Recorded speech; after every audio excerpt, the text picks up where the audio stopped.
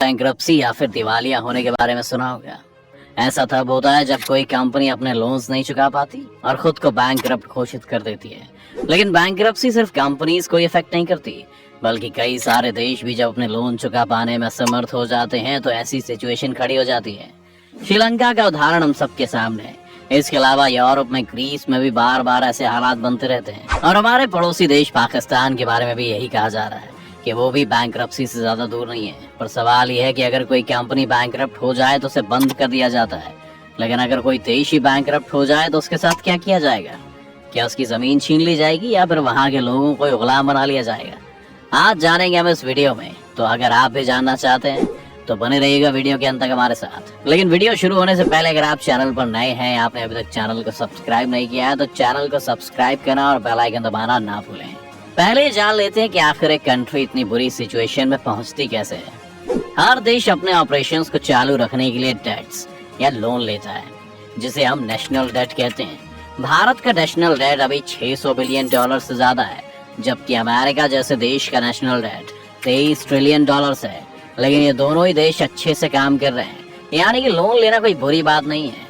America के पास भारत से 38 गुना ज्यादा लोन है, लेकिन फिर भी वो हमसे विकास के क्षेत्र में कहीं आगे है, क्योंकि वो अपने लोन्स की किश्तें वक्त पर चुका देते हैं।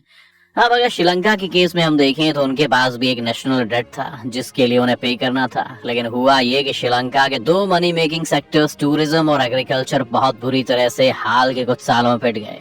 टूरिज्म को कोविड ने खत्म कर दिया और एग्रीकल्चर को वहाँ की सरकार की पॉलिसीज ने। इससे उनके पास लोन चुकाने के लिए पैसा ही नहीं बचा और इस तरह वो बैंकरप्ट हो गए। तो जीडीपी को नुकसान होने से डेट पर काफी फर्क पड़ता है। इसके अलावा कई बार बैंकरप्सी के लिए बाहरी ताकतों को जरूरत नहीं पड़ती। कभी कभी देश की खुद की सरकार भी इसके लिए रिस्पॉन्सिबल हो सकती है।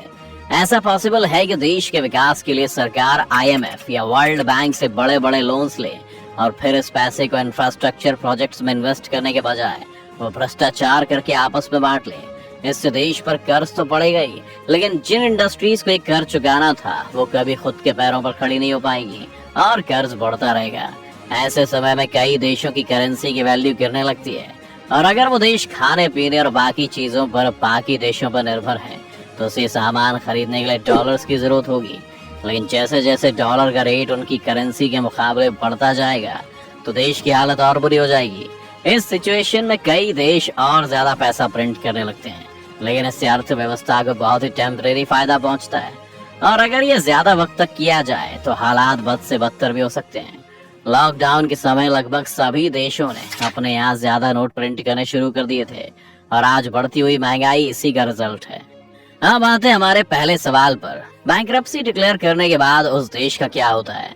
इस सिचुएशन में दो केसेस हो सकते हैं। पहला केस ये है कि अचानक से कुछ ऐसा हो गया है जिससे वो कंट्री अपना लोन नहीं चुका पा रही है, जैसे कि कोई महामारी या फिर अचानक से स्टॉक मार्केट का गिरना या फिर किसी साल का टैक्स कलेक्शन कम होना।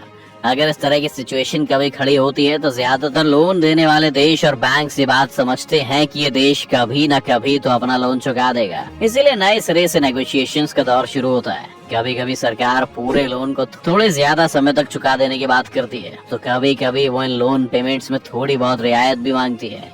ये सिचुएशन बहुत ज्यादा कॉमन है और इससे निकलने के लिए कई बार वो देश अपने फाइनेंशियल लॉस को दोबारा रीस्ट्रक्चर करने के बारे में भी सोचते हैं। पाकिस्तान इस वक्त इसी तरह के स्टेट में, लेकिन एक्सपर्ट्स मानते हैं कि दूसरी तरह के स्टेट में भी आ सकता है जो ज्यादा खतरनाक है। इस स्टेट को इलिक्विडिटी भी कहा जाता है। ये वो सिचुएशन होती है जब डेट इतना बढ़ जाता है कि उसे चुकाना तो छोड़िए, वो सरकार अगली इंस्टॉलमेंट्स तक पे करने के काबिल नहीं बचती। ऐसी सिचुएशन में वो देश अपनी सभी तरह की पेमेंट्स को रोक देता है। इस सिचुएशन में उस देश के बैंक भी मुसीबत में आ जाते हैं, क्योंकि बैंक्स के पास अपने कुल जमा पैसे का 3 से 4% ही कैश के रूप में जमा होता है। बाकी सब पैसे को तो वो लोन या इन्वेस्टमेंट्स में लगा देते हैं। जब एक कंट्री इस सिचुएशन से गुजरती है तो सभी नागरिकों को पैसे चाहिए होते हैं और वो बैंक्स की तरफ दौड़ते हैं और फिर बैंक एक लिमिट लगा देती है और हर अकाउंट होल्डर सिर्फ कुछ पैसे ही अपने अकाउंट से निकाल पाएगा। इस तरह की सिचुएशन में कई बार ऐसा भी होता है कि किसी देश में मान लीजिए क्रांति आ जाती है, लोग सड़कों पर उतरने लगते हैं और अपने देश की सरकार का तख्ता पलट कर देते हैं। ऐसी सिचुएशन में जो नई सरकार बनती है वो ये कहती है कि जो लोन इस देश पर है वो इस देश का लिया हुआ नहीं है बल्कि पिछली सरकारों का है, इसलिए वो इस लोन को पे नहीं करेगी। अब सवाल ये है कि जब एक देश लोन नहीं चुका पाता तो लोन देने वाले क्या करते हैं या फिर क्या कर सकते हैं। अगर एक कंपनी लोन ना चुकाए तो सरकार या बैंक उनकी जमीन और बाकी सभी चीजें बेचकर लोन रिकवर कर सकते हैं। लेकिन जब देश अपने लोन पर डिफॉल्ट कर जाए तो ज्यादा कुछ नहीं किया जा सकता। कुछ लोन देने वाले देश अपने एक्सपोर्ट्स वहां भेजना बंद कर देते हैं, लेकिन इससे ज्यादा वो कुछ नहीं कर सकते। ये बात शायद आपको भी अजीब लग रही हो। अगर मान लेते हैं कि अमेरिका ने ब्राजील को लोन दिया है और ब्राजील लोन देने से मना कर दे, तो क्या अमेरिका ब्राजील पर हमला करके उसे अपने कंट्रोल में नहीं कर सकता है? काफी लोगों को लगता है कि शायद ऐसा ही होता होगा, पर ऐसा नहीं है, जिसके पीछे काफी सॉलिड कारण है। अगर अमेरिका ब्राजील के खिलाफ जंग छेड़ देगा तो उसे उस जंग में भी पैसा खर्च करना पड़ेगा। इसके बाद ब्राजील भी जंग में अपना पैसा खर्च करेगा, जो वहां की अर्थव्यवस्था को और गिरा देगा। और अगर अमेरिका ये जंग जीत भी जाता है तब भी वो उस बर्बाद हुई इकोनॉमी से अपना लोन रिकवर नहीं कर पाएगा। तो जब एक देश अपना लोन नहीं चुका पाता है तो कई तरह की डिप्लोमेटिक बातचीत होती है। कई सिचुएशंस में श्रीलंका जैसे देश अपनी जमीन को कुछ सालों के लिए लीज पर दे देते हैं, जैसे कि उन्होंने चीन के साथ किया। लेकिन कुछ सिचुएशन में एक देश इसके लिए भी राजी नहीं होता और तब बाकी देशों को उनके किए गए वादों पर ही एतबार करना पड़ता है।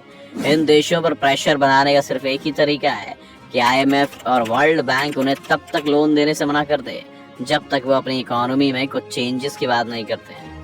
इस सिचुएशन में फिर हमारे पास कई ऐसे देश आ जाते हैं जो वर्ल्ड बैंक और IMF के बजाय दूसरी जगहों से लोन लेना शुरू कर देते हैं। फिर चाहे वो कोई दूसरा देश हो या फिर कोई सरकारी बॉन्ड्स के थ्रू जनता से कर्ज लेना।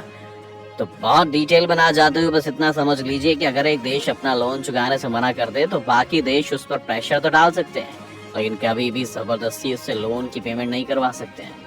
उम्मीद है ये वीडियो देखकर आपको काफी कुछ जानने को मिला होगा। अगर आपको ये वीडियो पसंद आया तो वीडियो को लाइक करें, और अगर आप इस चैनल पर नए हैं, आपने अभी तक चैनल को सब्सक्राइब नहीं किया है तो चैनल को सब्सक्राइब करना और बेल आइकन दबाना ना भूलें।